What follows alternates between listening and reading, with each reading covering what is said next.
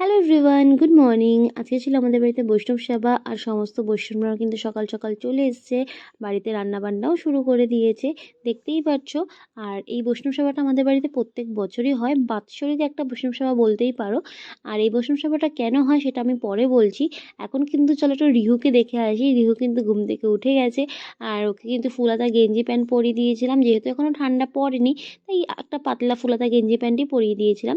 তারপর ওকে খাইয়ে দাইয়ে স্নান করিয়ে দিয়েছিল উমাদি। তারপরে কিন্তু এই ও ঘুমিয়ে পড়েছিল, মানে খেয়ে দিয়ে ঘুমিয়ে পড়েছে। তাই ফাঁকে আমিও স্নান টান করে চলে এসেছি, কারণ বাড়িতে এত লোকজন এসছে, ভাবলাম নাইটি পরে না থেকে একটুখানি চুড়িদার পরেই নিই। আর এই বৈষ্ণব সেবাটা কেন হয় জানো?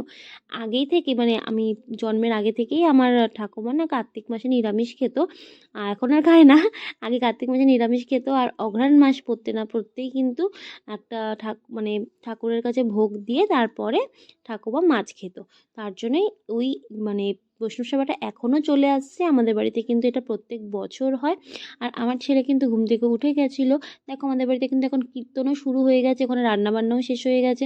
আর জেঠুর কোলে কিন্তু বসে আমার ছেলে বেশ অনেকক্ষণ কীর্তন এনজয় করেছে। ও কিন্তু চুপচাপ কীর্তন শুনতে খুব ভালোবাসে।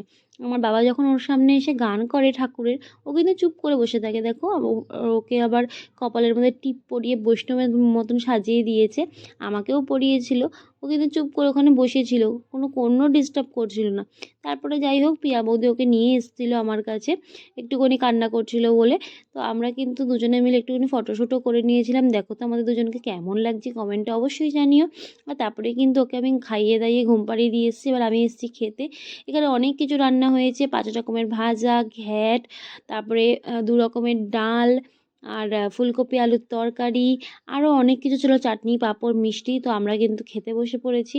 খেয়ে দিয়ে এখন যাব গিয়ে একটু ঘুমাবো, কারণ এখন খেতে খেতে 4টে বেজে গেল। আজকে রিহু এত জ্বালিয়েছে তাই।